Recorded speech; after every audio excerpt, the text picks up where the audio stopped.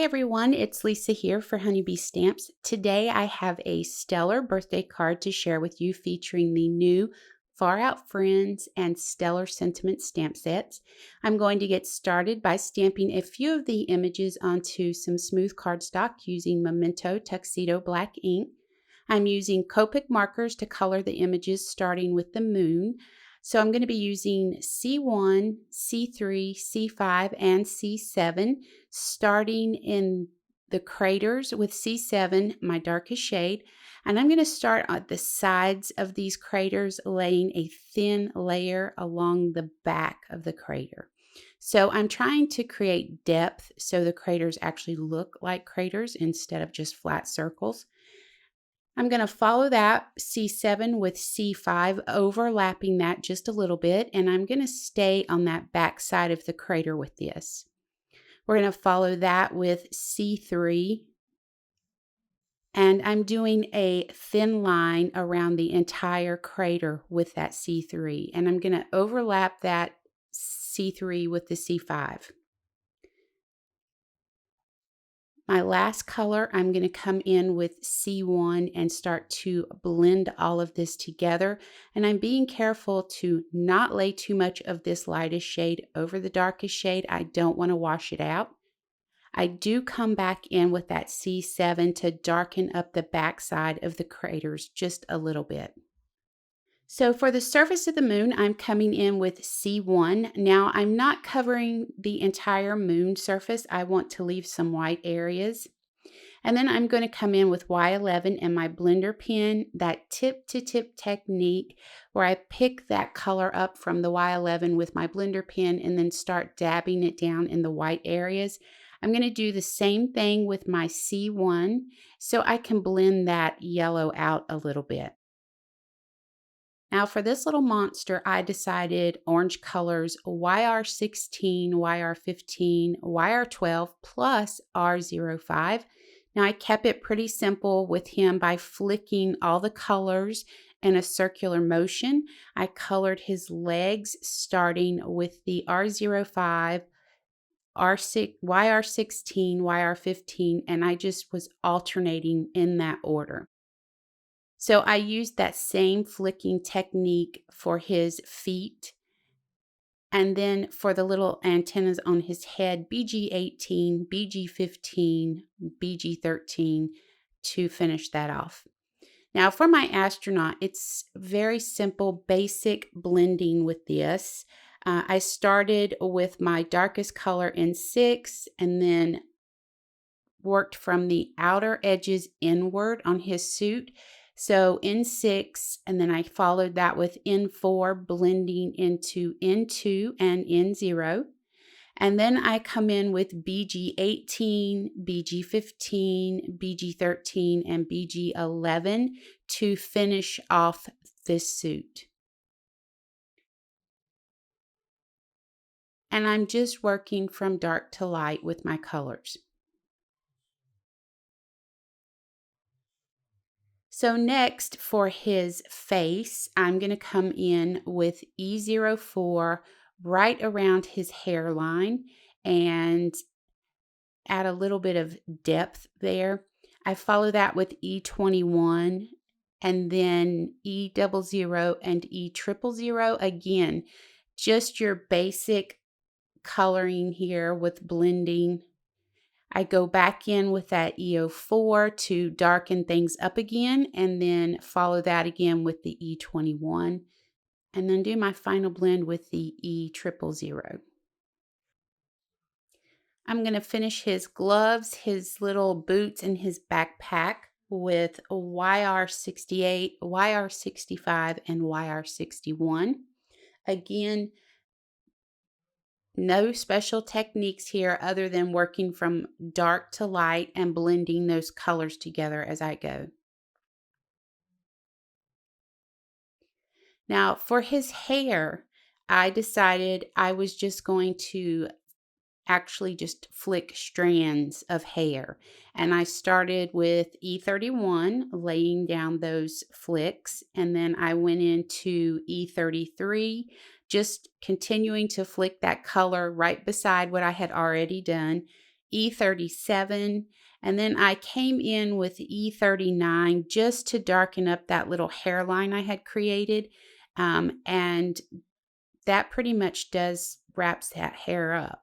I mean, it's pretty simple. I didn't do any real I just this basic flicking of those strands and kept them side by side as I was doing that.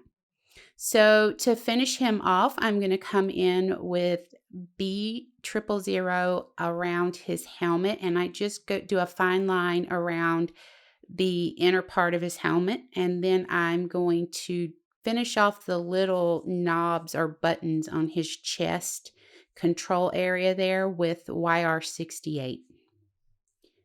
So for the planets, I kept them very simple with some orange and reds for my Saturn, and then for the Earth, I just did greens and blues. I feel like the Saturn and the Earth are just something that you go at with your own colors, but I did use the YR68, and I used R59 and R29, and then I've used the BG11 for the Earth for the water area, along with the BG13. And then I came in with YG67, a YG03, and a YG63 for the land areas. So to create the galaxy background, I'm using Memento Dye inks in the colors Teal Zeal, Paris Dusk, and Gray Flannel to start. I have a piece of Arches watercolor paper taped down to a hardboard. And what I did was I just came down the center of this panel with clean water, and now I've laid some of that Teal Zeal ink down on my silicone mat. I'm going to work straight from my mat onto the watercolor paper. And there's no rhyme or reason to this technique. It's just get messy with it. Lay the ink down and just get messy with it. And then I'm going to go ahead and dry that, because I find by drying in between each layering, it helps build the color a little bit better. So I came in with London Fog, and it wasn't quite dark enough for what I was looking for. So I'm actually end up using Gray Flannel.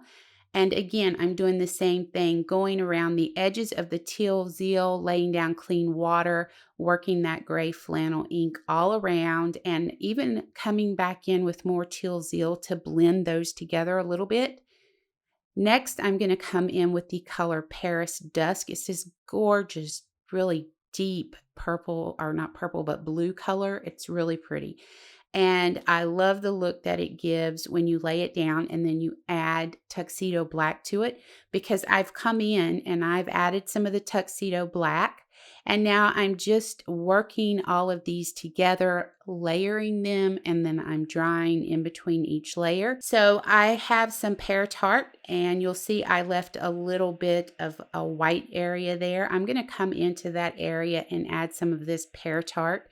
And I'm also going to pull some farther down onto the middle of the paper there. Now, once I've finished with the pear tart, I've already gone ahead and added some water to my Finetec sterling silver pan. And I'm going to go ahead now, mix that up pretty good there. And then I'm going to take a finger dauber, and I'm going to soak up some of that water with that sterling silver there, dab a little bit off onto my mat, and then I'm just going to come in lightly and start laying some of this down. And what's going to happen is it's going to create this milky look to my galaxy.